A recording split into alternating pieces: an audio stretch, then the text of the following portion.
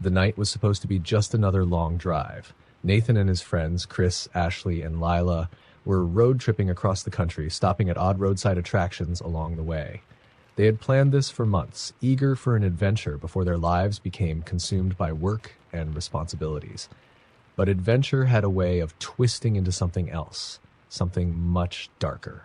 The clock on the dashboard read Zostart 1:47 a.m. as Nathan drove through a desolate stretch of road deep in the Appalachian Mountains. The highway had become nothing but an endless ribbon of cracked asphalt, winding through thick, ancient trees that seemed to lean in too closely. Chris had fallen asleep in the passenger seat, and Ashley and Lila were quietly whispering in the back, their faces illuminated by the eerie glow of their phones. Then the GPS glitched. Recalculating, the robotic voice droned, "Turn right in 500 feet. Nathan frowned. "That doesn't seem right," he muttered, tapping at the screen. "We're supposed to stay on Route 60, Lila said, glancing up, but the GPS was insistent. "Turn right, turn right." Chris stirred, rubbing his eyes. "Dude, just take it. If we get lost, we can turn back." Nathan hesitated, but the road ahead seemed endless, disappearing into nothing but fog and darkness. A right turn couldn't hurt. The car's headlights cut through the thick night as they veered onto an old, forgotten road. It was narrower, unpaved, covered in patches of weeds and damp earth. The deeper they went, the more suffocating the forest became. Trees gnarled like skeletal fingers reaching toward them.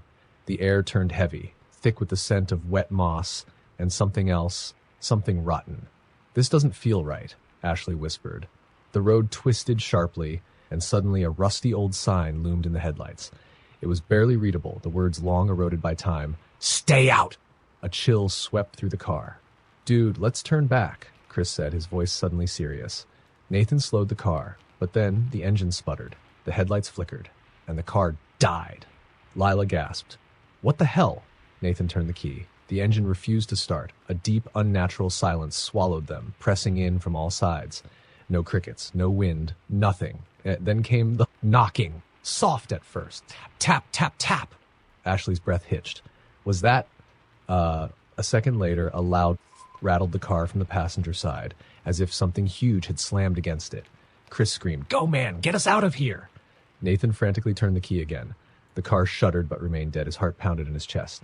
Then slowly he looked up and saw something standing in the road ahead. A man, or what looked like one. His limbs were too long, his face a blank, featureless expanse of stretched, pale skin. His fingers twitched erratically at his sides, and his head snapped unnaturally to the side as if trying to listen. And then it started walking toward them. "Oh my God! Oh my God!" Ashley shrieked. Nathan's shaking hands tried the ignition again. "Come on! Come on!" Chris grabbed the door handle. "We need to run!" But before he could move, something grabbed him. A hand reaching from the darkness outside the window, decayed, rotting, fingers sinking into his flesh. Chris screamed. The thing pulled him. The glass should have been in the way, but it was as if the barrier between inside and out didn't exist. Lila lunged for him, grabbing his arm. "No, Chris!" His body was yanked, his screams cut off abruptly, swallowed by the night. Then, silence. Ashley sobbed, covering her mouth. "What is happening?" Nathan slammed his fist against the steering wheel in terror and frustration. "Come on, work!" The car suddenly roared to life. Without thinking, Nathan floored it. The tires screamed against the dirt as they shot forward, straight toward the thing in the road. But the thing didn't move. Instead, as they sped closer, its body twisted, morphing, stretching, unraveling. It opened its mouth, but there were no teeth, no tongue, just a gaping void of endless blackness. Then it screeched. A sound so inhuman, so filled with rage and agony, it felt like knives slicing through their skulls. And then everything went black. Nathan woke up to the soft hum of a hospital room. His head throbbed. The scent of antiseptic filled his nose. Confused, he tried to sit up. "What?" A nurse rushed over. "You're awake." "Oh, thank God." Where am I?" "You were found in the wreckage of your car off Route 60. You crashed into a ditch, thought, it's a miracle you're alive." Nathan's breath hitched. "Wreckage? But where are my friends? Where's Lila and Ashley? And Chris?" The nurse's face paled. "There was no one else in the car." Nathan's blood turned to ice. No. They were with me. They were... A hand suddenly gripped his wrist. He turned and his breath caught. It was Chris. But something was wrong. His face was too pale. His fingers felt too cold. And when he spoke, his lips didn't move. His voice whispered directly into Nathan's head. "You should have never taken that turn." Nathan screamed. The wrecked car was towed away a few days later, but something strange happened. The dash cam footage was recovered. Nathan's hands shook as he pressed play. The screen flickered with static at first, then showed their road trip, their laughter, then the wrong turn, the abandoned road, the car stalling, and then Chris, Ashley, and Lila were never there. The passenger seat was empty, the back seat was empty. Nathan was alone.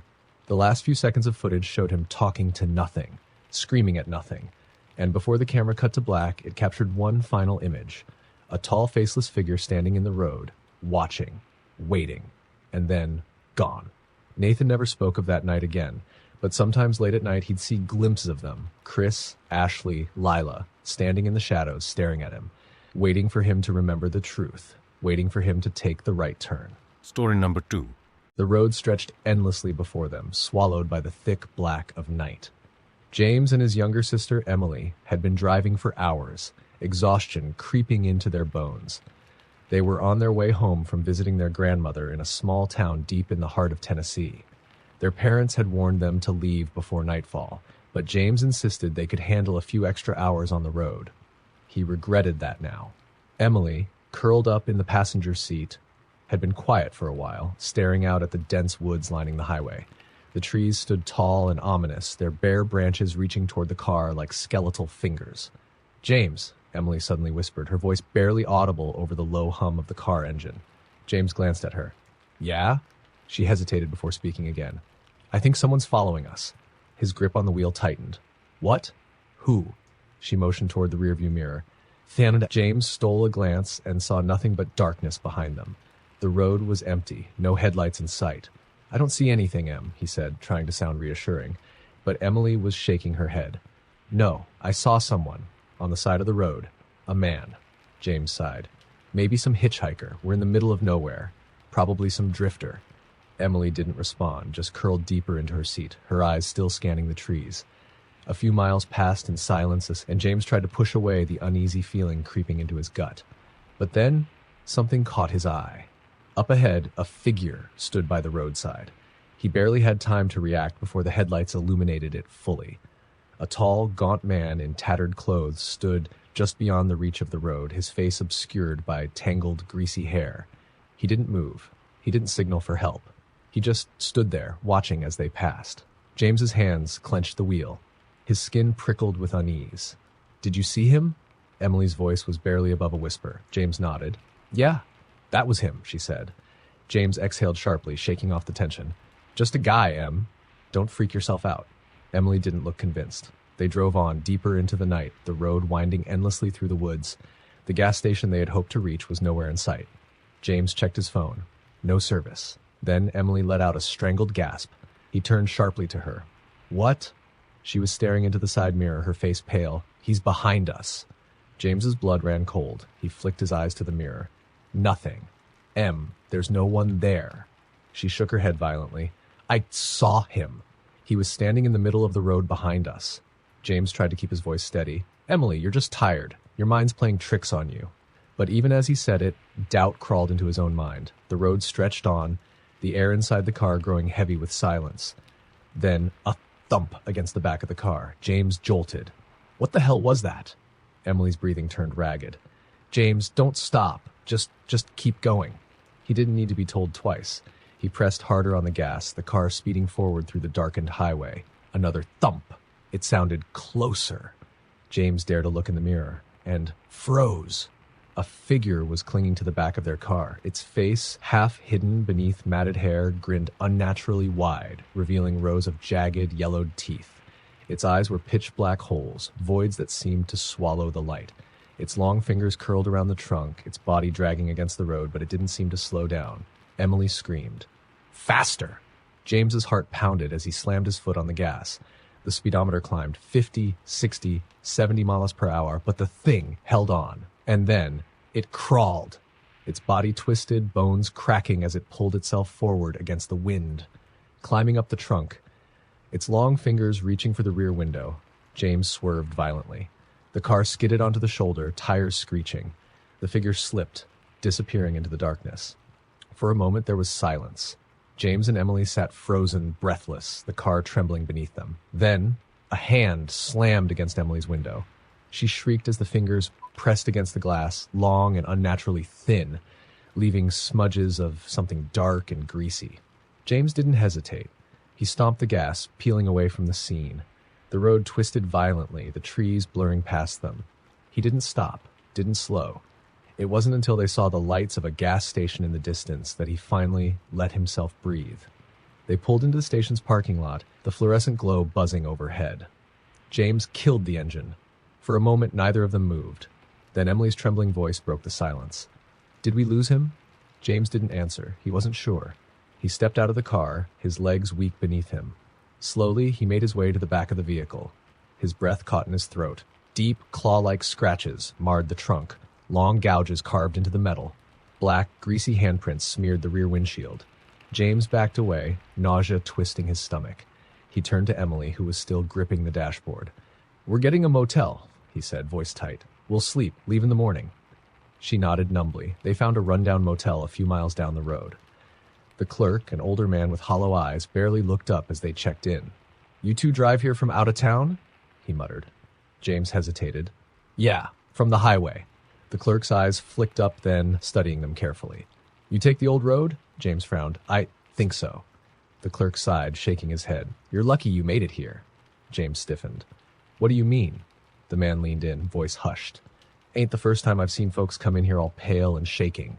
That road's cursed." Emily swallowed hard. "Cursed how?"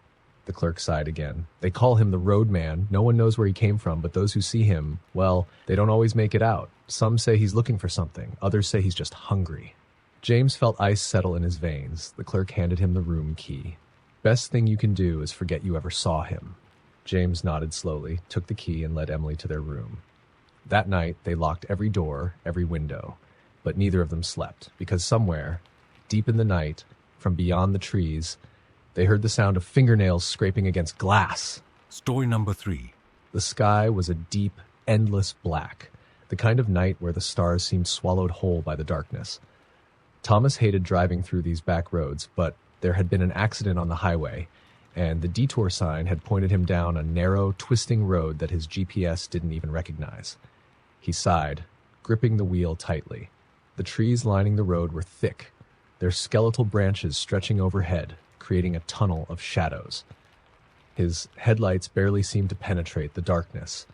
Every few miles, he saw faded wooden signs with warnings he couldn't quite read.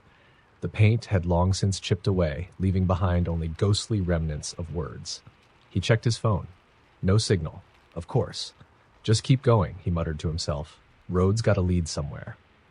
The road twisted sharply, and as he rounded a bend, he saw something up ahead. A car. It was sitting in the middle of the road, hazard lights blinking weakly. Thomas slowed to a stop. The car was old, a rusted-out sedan that looked like it hadn't run in years. The driver's door was wide open, but there was no sign of anyone inside. The air around it felt wrong, too quiet. Not even the wind stirred the trees. His stomach clenched. He didn't like this. He reached for his phone again, hoping maybe he'd regain service, but the screen remained blank. Just as he was about to put the car in reverse, something moved in the trees, a flicker of motion, a shadow shifting. He squinted, peering into the woods, but the darkness was too thick. Then he heard it. A soft, wet whisper. "Help me." His blood turned to ice. The voice was right outside his window. His head snapped to the side. Nothing. But the door of the abandoned car, it had closed. Thomas's breath came in short gasps. He could feel it now. Something was watching him. Then the whisper came again, more urgent. "Help me, please." It was coming from the trees. Everything in him screamed to drive, to leave. But what if someone really was out there hurt? He hesitated. Then, slowly, he reached for the door handle. The moment his fingers brushed the metal, the whisper changed. It laughed, guttural, inhuman. Thomas yanked his hand away. His headlights flickered. The trees seemed to bend closer. Then something stepped out of the forest. A man.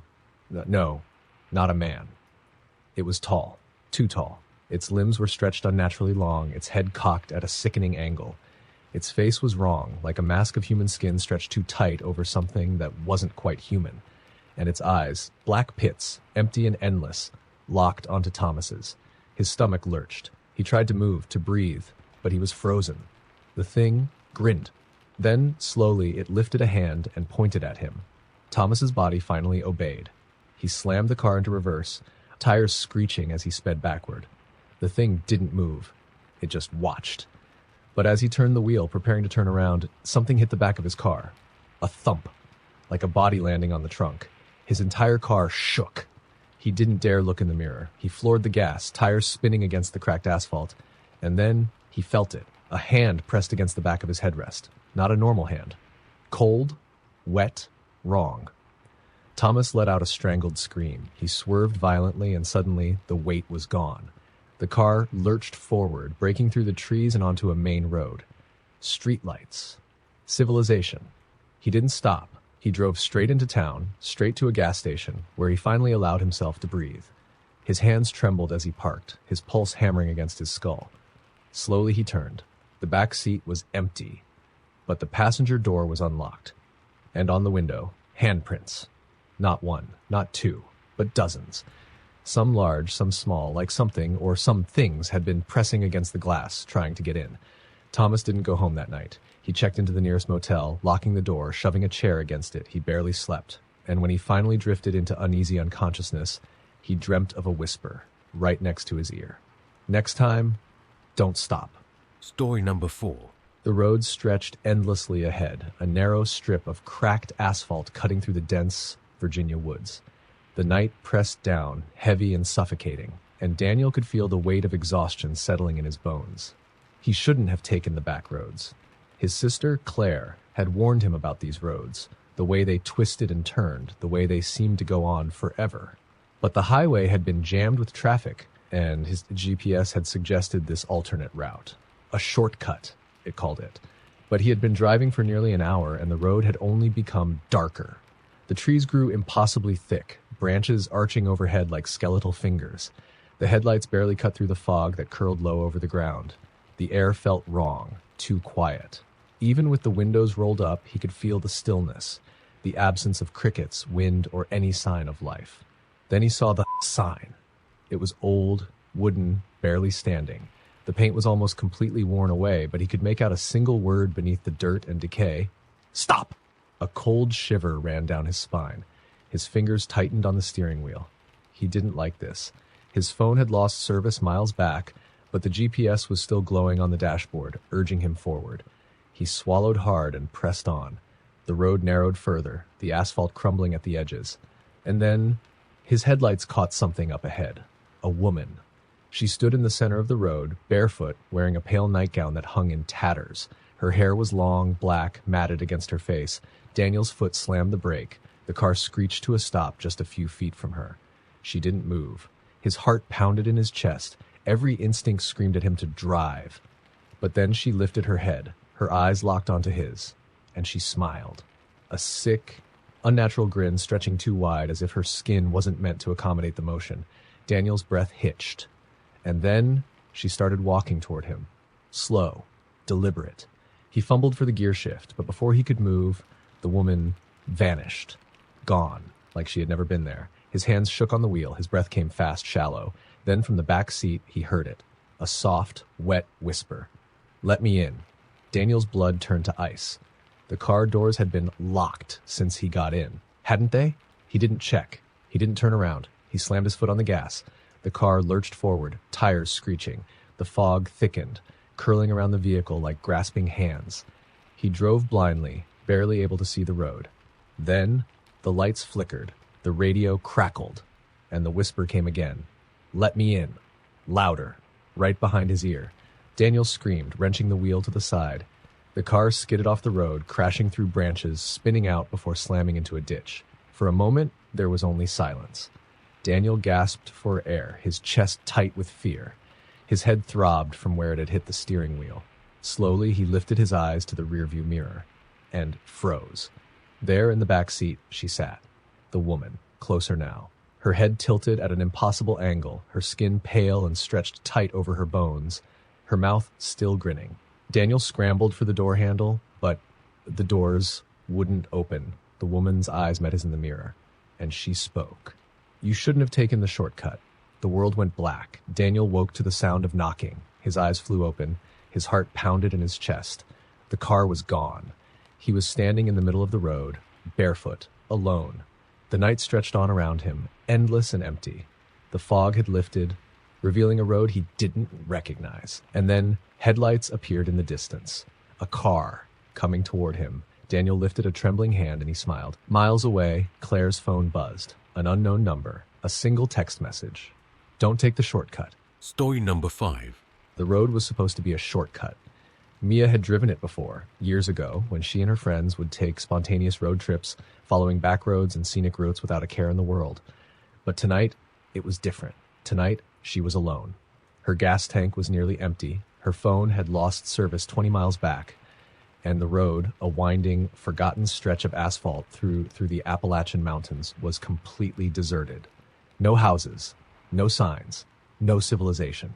The trees on either side of the road were thick and looming, their skeletal branches clawing at the sky. The headlights barely cut through the heavy mist curling across the road like smoke. Mia glanced at her dashboard. 11:40 p.m. She just had to make it to the next town. Then she saw it. A hitchhiker. Standing at the edge of the road, just at the edge of her high beams. She barely had time to react before she was passing him. But something was wrong. Her stomach twisted as she caught a glimpse of his face. His body was facing the road, but his head was turned completely backward. Watching her, Mia's breath caught in her throat. That wasn't possible. The moment was gone in an instant as the car sped past. She gripped the wheel tighter, her pulse hammering in her ears. Maybe she had imagined it. Maybe it was a trick of the fog, of exhaustion. But then, a shadow moved in the road ahead. Another hitchhiker. No, the same one. Standing there, waiting.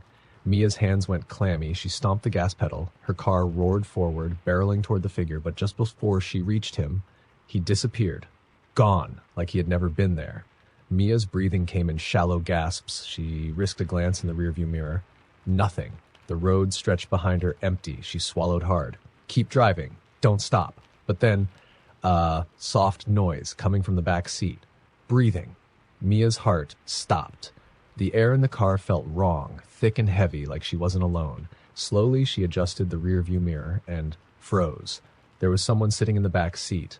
The hitchhiker. His face was wrong, distorted, stretched like a painting melting in the rain. His mouth was too wide, his teeth jagged and uneven, and his eyes black, empty, staring at her. Mia's scream tore through the silence. She yanked the wheel. The car skidded, tires screeching against the pavement. The world spun. Trees, road, darkness, before the car slammed to a stop, crashing into a ditch. For a moment, everything was still.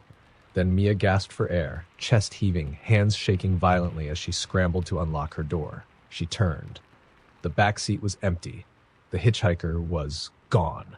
Mia pushed open the door, stumbling onto the cold asphalt. The forest loomed around her, silent and watchful. Then she heard it. A whisper. You picked the wrong road. It was right behind her. Mia ran. She didn't know where she was going, just away.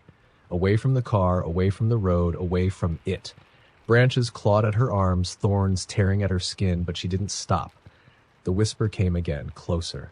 You shouldn't have come here. She choked back a sob, pushing forward. Her lungs burned, her vision blurred. Then the ground disappeared beneath her feet. She was falling, tumbling down a steep incline, the world flipping end over end. The air was knocked from her lungs as she crashed through brush and rocks before finally hitting the ground with a sickening thud. Pain exploded through her body. Darkness swallowed her vision. Then silence. Mia didn't know how long she lay there, her body broken, her breath shallow. Then footsteps, crunching against the leaves, slow, deliberate, coming toward her. She tried to move, but pain shot through her limbs. She couldn't run. She couldn't fight. The footsteps stopped, and then a shadow loomed over her. The hitchhiker. His face hovered inches from hers, that same impossible grin stretching across his face. Mia tried to scream, but no sound came out. The hitchhiker tilted his head, and then, in a voice that was not a voice at all, he whispered, "Now you belong to the road." The world went black. Days later, a passing car slowed as it approached the ditch. A rusted-out vehicle sat abandoned, half hidden in the underbrush. The doors were open, the windshield was cracked, but there was no sign of a driver, just a single set of footprints leading away from the wreckage, disappearing into the trees. Story number 6. The road was old, cracked, and nearly forgotten, winding through the dense forests of Pennsylvania. Chris had no business being out here, especially at this hour. Midnight crept closer, and the trees loomed like ancient sentinels, their twisted branches reaching for his car as he drove. His GPS had failed him miles ago. The signal had vanished, leaving him to navigate by instinct alone. He should have turned back, should have waited until morning, but something about the road pulled him forward. A heavy fog rolled in, swallowing the road in thick, swirling tendrils. Chris gripped the wheel tighter, slowing down. The yellowed beams of his headlights barely cut through the mist. And then a sign appeared on the side of the road, weathered and nearly unreadable. Hollow Creek, 2 miles. Chris frowned. He didn't remember seeing that name on the map. The road narrowed, the trees pressing in, suffocating. He kept driving. His heart pounded, though he couldn't explain why. Then a figure appeared in the fog. Chris slammed the brakes. The car skidded, stopping just in time. A woman stood in the middle of the road. She was barefoot, wearing a white dress that clung to her thin frame, her hair long and tangled, her arms hanging limply at her sides. Chris's breath hitched. Her face was obscured by her hair, but something about her felt wrong. She didn't move. She just stood there. Chris hesitated, then cracked his window slightly. "Ma'am, are you okay?" No response. The woman tilted her head, her tangled hair shifting slightly, just enough for Chris to see something beneath it. A grin, not a normal smile. A wide, unnatural grin that stretched too far. Chris's stomach lurched. Every instinct screamed at him to leave. He reached for the gear shift. The woman moved. Not like a person. One moment, she was standing still. The next, she was right beside his window. Chris gasped, jerking away. The window was still cracked open, and for the briefest moment, he felt something cold brush against his arm. He yanked the window up and threw the car into reverse.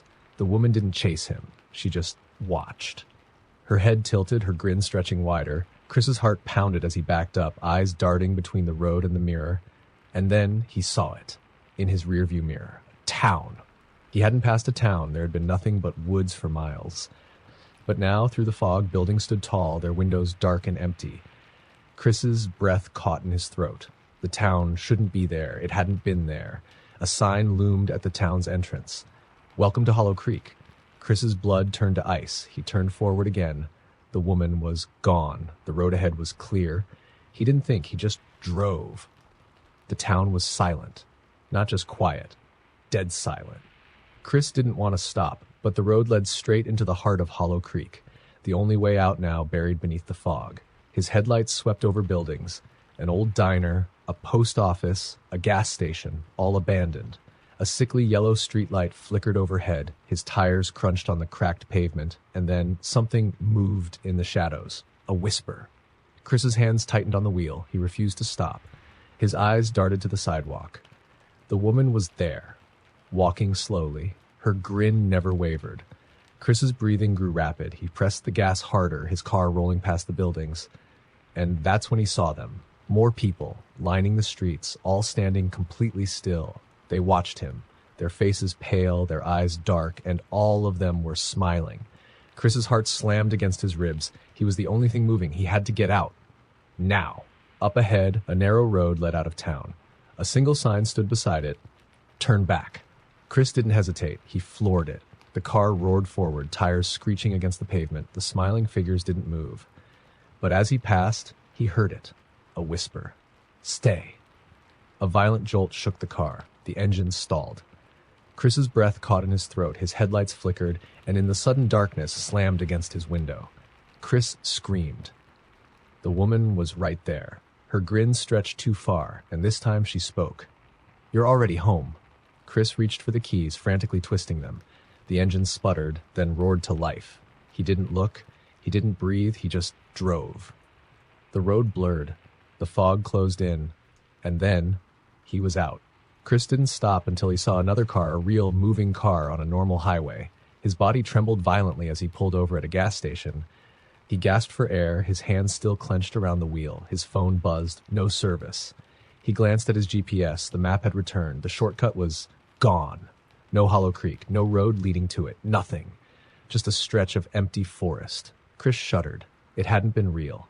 It couldn't have been real. But then he glanced in the rearview mirror and his blood turned to ice, handprints all over the back window, and in the reflection, a grinning face stared back.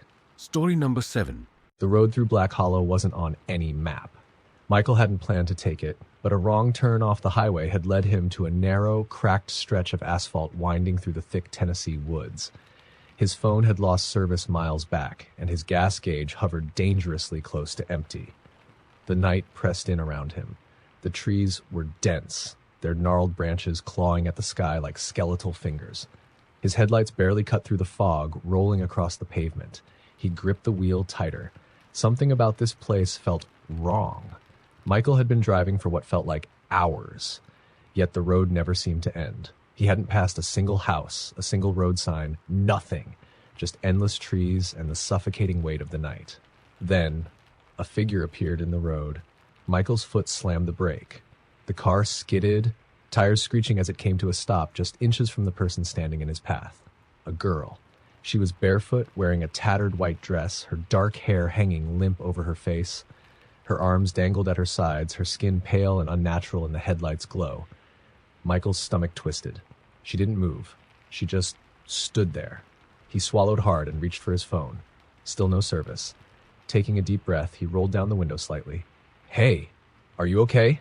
No response. She tilted her head too far, the motion sharp and unnatural, like a puppet with its strings yanked. Michael's pulse quickened. "Do you need help?" The girl's shoulders twitched. And then she moved, not walked, glided. One moment she was standing in the road, the next she was right beside his window. Michael's breath hitched. Cold air rushed into the car, then she whispered, "You're not supposed to be here." Michael punched the gas. The car roared forward, tires spinning against the cracked asphalt. His heart slammed against his ribs as he sped down the endless road. His hands trembled on the wheel. He chanced a glance in the rearview mirror. The girl was still there, not chasing, not running, just standing, watching, smiling. Michael's knuckles turned white. He had to get out, but the road didn't end. It just kept going. His pulse hammered. He should have reached a town by now. Something. Anything. Instead, a house appeared. A massive, decayed Victorian mansion sitting right at the curve of the road. The windows were dark. The front door stood open. Michael's stomach twisted, and then his engine died. The dashboard went dark. The radio crackled, spitting out garbled static. Panic flared in his chest. He turned the key. Nothing. The temperature inside the car plummeted. His breath came out in white puffs, then a tap on his window.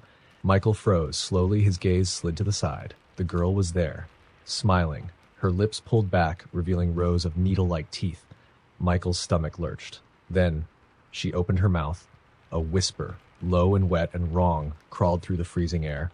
"Come inside." Michael threw himself at the door handle. The door wouldn't open. His breath came in short, panicked gasps. He pounded the dashboard, twisting the key again and again. The engine coughed, and then, mercifully, roared to life. Michael slammed the gas pedal. The car lurched forward. The girl's face didn't change. Even as he sped away, even as the house disappeared into the fog, he could still see her, standing in the middle of the road, smiling, whispering. An hour later, Michael stumbled into a gas station, hands shaking, breath ragged. The old cashier behind the counter eyed him warily. "You all right, son?" Michael swallowed hard. I think I got lost. I was on some road, Black Hollow." The cashier's face went pale. "Where?" Michael hesitated. "Black Hollow. It was deep in the woods. There was this girl and a house. My car." The cashier's expression hardened. "There ain't no Black Hollow Road." Michael's stomach dropped. "But The old man's gaze was dead serious. "Son, whatever road you were on, it wasn't meant for you." Michael's breath hitched. Then his phone buzzed. He fumbled for it, that heart hammering. One unread message from an unknown number. "You shouldn't have left." The blood in Michael's veins turned to ice, and in the reflection of the gas station window, she was standing behind him. Story number 8. The road twisted through the mountains like a scar, cutting through the dense West Virginia forest. Ryan had been driving for nearly 2 hours, the last 30 minutes in complete darkness. No streetlights, no houses, no signs of civilization at all. The shortcut had seemed like a good idea at first. His GPS had suggested it, a winding back road that would save him nearly an hour on his trip. But now, as the trees grew taller, the road narrower, and the night darker, He regretted ever turning onto it. His gaslight blinked on. Ryan sighed, rubbing his eyes. He just needed to push through. The next town had to be close. Then something moved at the edge of the headlights, a figure barely visible through the mist curling along the road. Ryan's foot hovered over the brake, but by the time he blinked, the figure was gone. His pulse quickened. Just the fog, just exhaustion. He needed sleep. But then the radio crackled. A burst of static erupted through the speakers, making him jump. The screen flickered, then went dark. Ryan swallowed hard. His phone still had no service. He drove on. The fog thickened, swirling like grasping fingers. He slowed, barely able to see the road. And then the sign appeared. It was old, wooden, the paint peeling away, but he could still make out the words, "Welcome to Coldwell." Ryan frowned. That name wasn't on the map. His headlights swept over buildings, a post office, a gas station, a diner. But something was off. The town looked abandoned. No lights, no people. The buildings, though intact, looked wrong. Like they had been sitting untouched for decades. His hands tightened on the wheel. He didn't want to stop, but his gas gauge was dangerously close to empty. The gas station was his only option. He pulled in, gravel crunching beneath his tires. The sign above the station swayed in the wind. The pumps looked ancient, rusted and covered in dust. Ryan hesitated. Then movement near the diner caught his eye. A woman, standing completely still on the sidewalk, facing away from him. His stomach tightened. Something about her posture, the way she stood too rigidly, it made his skin crawl. He forced himself to move. He got out, stepping toward the gas pump. Then the price meter changed. Ryan froze. The numbers on the pump, though caked in grime, shifted, like someone had just reset it. His pulse hammered. The winds stirred, whispering through the empty streets. The woman near the diner still hadn't moved. Ryan turned back to his car, and that's when he saw the handprints on the windows. Dark, smudged fingerprints all over the glass. He had just been inside. The windows had been clean. A breath caught in his throat. He turned in a slow circle. He imagined the town was watching him. Not with eyes, but with something unseen. Something wrong. He had to get out. Ryan lunged for the car door. The woman moved. 1 second, she was across the street. The next, she was right beside him. Ryan's blood ran cold. Her face, no eyes, no nose, just a gaping mouth stretching too wide, filled with blackness. And then she screamed. The sound was unlike anything human. Ryan's body reacted before his mind did. He threw himself into the car, slamming the lock button, but the engine wouldn't start. His fingers fumbled with the keys. His breath came in short, panicked gasps. The woman pressed against the window. Her mouth still open, still screaming, but no sound came out now. Just silence. Then more figures stepped into the road. Men, women, children, all smiling, all watching. Ryan slammed his foot on the gas. The car roared to life. He peeled out of the lot, tires screeching against the pavement. The figures didn't follow. They didn't need to. As Ryan sped out of town, his headlights caught one last sign, a rusted, bullet-riddled board at the edge of the road. Coldwell, East, 1923, and beneath it, Abandoned, 1956. His breath hitched. Then, a whisper from the back seat. You should have stayed. Ryan didn't turn around. He just drove. Story number 9. The roads stretched endlessly through the Louisiana bayou, swallowed in thick mist and shadows cast by the gnarled cypress trees. Sarah had been driving for hours, her GPS long dead, her phone out of service. She had left the interstate after a traffic jam, taking what she thought was a shortcut. Now she was hopelessly lost, the gas gauge hovering dangerously close to empty. The night pressed in around her. The air felt heavy, damp with the smell of stagnant water. She gripped the wheel tighter, trying to shake the uneasy feeling curling in her stomach. Then, a sign emerged from the darkness, its paint chipped, barely legible. Bienvenue à Desmarais. Sarah frowned. The name didn't ring a bell. The town was silent. Buildings sat in eerie stillness along the main street. A gas station, a small motel, a diner with faded red stools visible through the window. The neon open sign flickered weakly. She exhaled in relief. Finally, a place to stop. The gas station looked abandoned, but Sarah pulled in anyway. The overhead light flickered as she stepped out. The air was thick with humidity, and something else, something rotten. She glanced around. The street was empty. Then, out of the corner of her eye, a figure. A man stood across the road, half hidden in the shadows of an alleyway. He didn't move, just watched. Sarah's skin prickled. She turned back to the pump, inserting her card. It declined. Her stomach tightened. She turned toward the station's small building. The lights inside were dim, but she could see a clerk standing behind the counter. She pushed open the door. A bell jingled weakly. The clerk was a gaunt, older man, his eyes sunken deep into his skull. He didn't blink, just stared. "Pump's not working," Sarah said, her voice hesitant. The man didn't speak. Sarah shifted uncomfortably. Then he whispered, "You need to leave." A shiver crawled up her spine. "What?" "Don't look at them," the man said, voice hoarse. "Don't talk to them. Just go." Sarah's breath hitched. Then, a shuffle outside. She turned toward the window. More figures stood outside now, not moving, not speaking, just watching. Sarah's heartbeat pounded. She backed toward the door. Who? Who are they? The clerk's jaw clenched. "They're not people."